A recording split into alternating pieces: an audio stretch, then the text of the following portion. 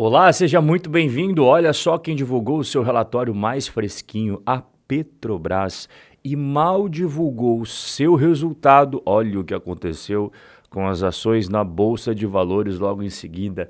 Derreteram porque a Petrobras teve um prejuízo no quarto trimestre do ano passado e viu o seu lucro do ano inteiro de 2024 cair 70%. E aqui sem enrolação, o assunto é sério e não vamos perder tempo. Enquanto você vai deixando o dedo no like e se inscrever no canal para não perder nenhuma análise, todo santo dia tem aqui para você. Você precisa ver o que está acontecendo com a Petrobras. Então, primeiro eu vou te mostrar os resultados em dólares. Você assistiu a análise da Vale? Eu expliquei porque empresas de commodity, você sempre tem que dar uma olhada no resultado em dólares e no resultado na moeda brasileira. Petrobras é uma empresa de commodities, então a gente sempre vai seguir essa regra que eu já ensinei para você. Quando você analisa o quarto TRI de 2024 com o quarto TRI de 2023, você vê que a receita ela caiu 23%. Já deixei em vermelho, não é bom sinal. Teve um lucro aqui no ano passado, e aqui está entre parênteses. Quando está entre parênteses, não é coisa boa, cara. É sinal de menos. Então, se é sinal de menos, significa que é prejuízo. Aí, quando nós vamos para o anualizado, pegar os 12 meses de 2023, comparar com 2024, a receita caiu ali quase 11% e você teve uma queda de 70% no lucro. Agora a gente viu o resultado na moeda do Tio Sam, vamos ver na moeda Tupiniquim. Você vê aqui em cima, a receita acabou caindo quase 10%. Aqui teve um lucro em 2023, entrou num prejuízo bem grande em 2024, no quarto TRI. E aqui no anualizado, a receita acabou caindo 4%. E o lucro, como você está vendo, né, caindo ali na casa de 70%, 71%. Agora que você já viu que o resultado não foi bom, por que que ele não foi bom? Essa é a pergunta que o investidor inteligente faz. A gente vai começar falando com o primeiro motivo, que foi o preço do barril de petróleo. Ele acabou caindo 11% no quarto TRI. Então isso acaba impactando a receita, claro, né? Você vai vender por menos.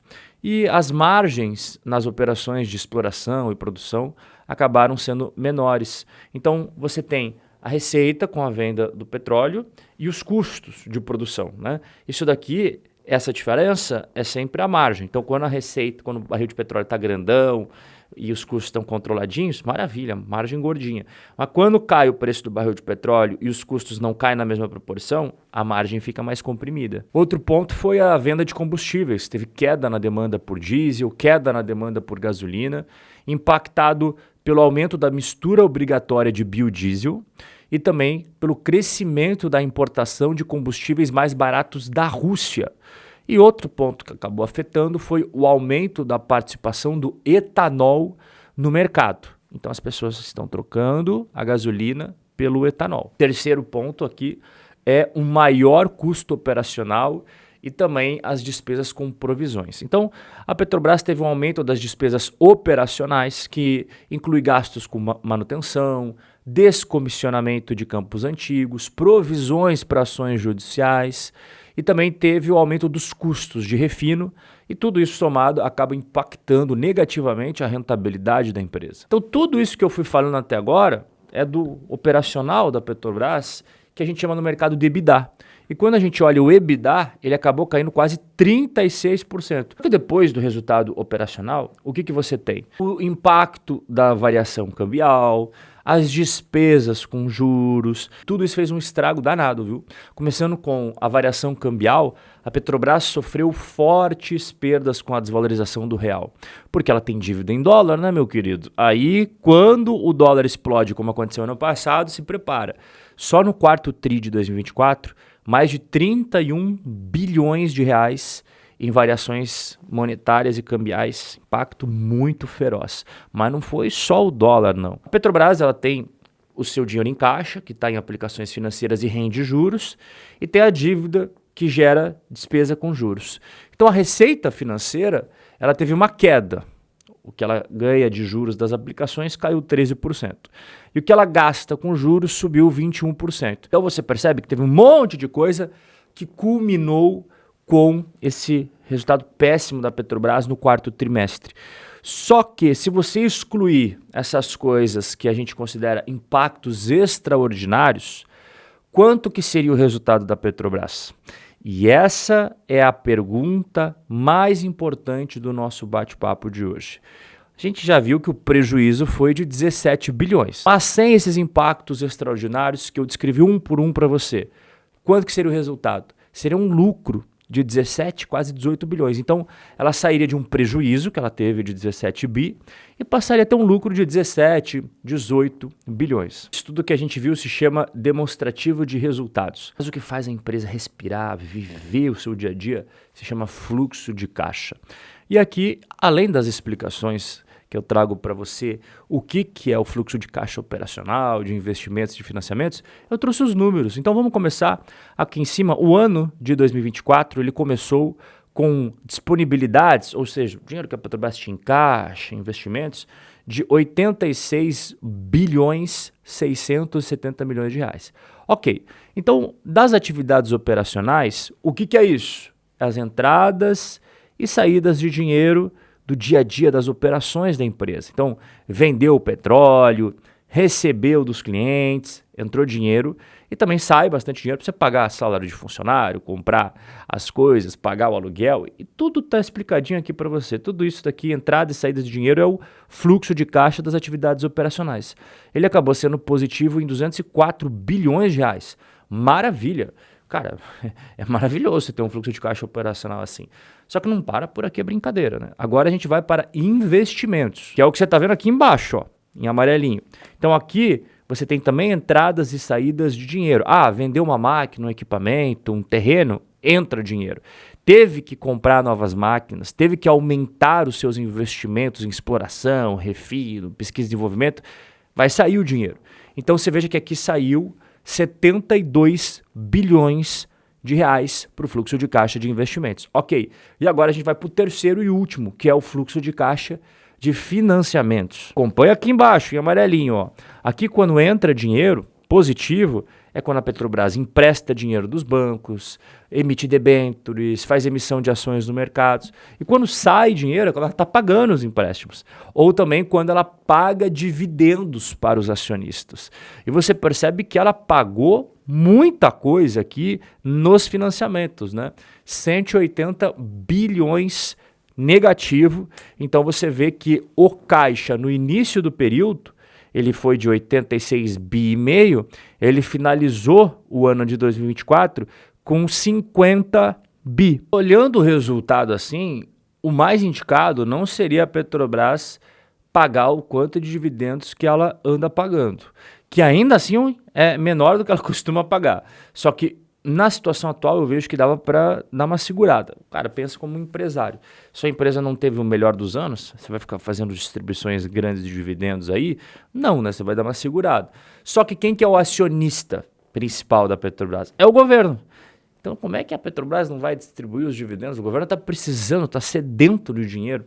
Veja, esse é um dos problemas que você tem quando investe em estatais. O outro, é claro, você utilizar a Petrobras para fazer políticas que agradam quem está no poder e que não necessariamente é o melhor para a lucratividade da empresa. Você está vendo o endividamento da Petrobras? Ela está muito bem gerida, já foi pior nesse aspecto. Eu lembro na época que estourou a Lava Jato e tudo foi ralo abaixo na Petrobras. Cara, ela ficou por um fio assim de realmente ter problemas seríssimos. Mas hoje é outra empresa e você vê que os indicadores aqui de endividamento, a dívida líquida pelo EBITDA, nossa, 1,30 e aqui 1,50, a dívida bruta pelo EBITDA, é muito tranquilo. A Petrobras tem uma dívida de longo prazo, uma taxa bem baixa, isso aqui tem em dólares, ok? Mas é uma taxa de juros super tranquila. Então, em relação ao endividamento da Petrobras, nem vamos perder tempo. Então, qual que é o preço justo das ações da Petrobras? O mercado, ele tem a opinião mais baixa aqui, que vale R$ 44. E o pessoal mais otimista, R$ 58. Você tem 11 pessoas que falam seus preços. Então, quando a gente pega a mediana, o preço justo seria R$ 48,50. Então, é um bom upside para o preço atual da Petro. 9 instituições financeiras, research, estão recomendando a compra e 2 manter. Né? Comprar, não preciso explicar, você sabe o que significa comprar. Manter já tenho ações da Petrobras? Mantenho, não mexo. Agora, se eu não tenho, eu não entro agora. Aqui são os tubarões comprados no papel. Me chamou a atenção esse fundo da Opportunity, que é bem famoso no mercado financeiro. Eles estão com 32, quase 33% do fundo só em ações da Petrobras, então acreditam bastante aí na empresa. E o Lírio Parisot, de novo, tá aparecendo aqui nos tubarões comprados no papel, né? Lírio, tá gostando bastante de ação brasileira, tá cheio delas na carteira. Ele tá com cerca de 10% aí do seu fundo comprado em Petro, 430 milhões de reais em ações. Mas também temos tubarões vendidos no papel. E aqui me chamou a atenção esse fundo aqui, que ele está com quase 800 milhões de reais vendido na Petro. É quase 15% do fundo. E quando a gente chama o nosso VAR da rentabilidade, será que a Petro deu boa no longo prazo? Aqui a gente está vendo desde, deixa eu ver quando que o gráfico conseguiu puxar. 2003, tá bom, né? Desde 2003 até os dias atuais. Ela acabou indo muito bem, muito acima do Ibov, do CDI e do MAB, mas lembre-se que nem sempre foi assim, tá? Porque quando você volta aqui para 2016, que foi o auge da crise da Petro, olha só. Veja como muda de figura. Então imagine, o cara comprou ações em 2003 e segurou até 2016.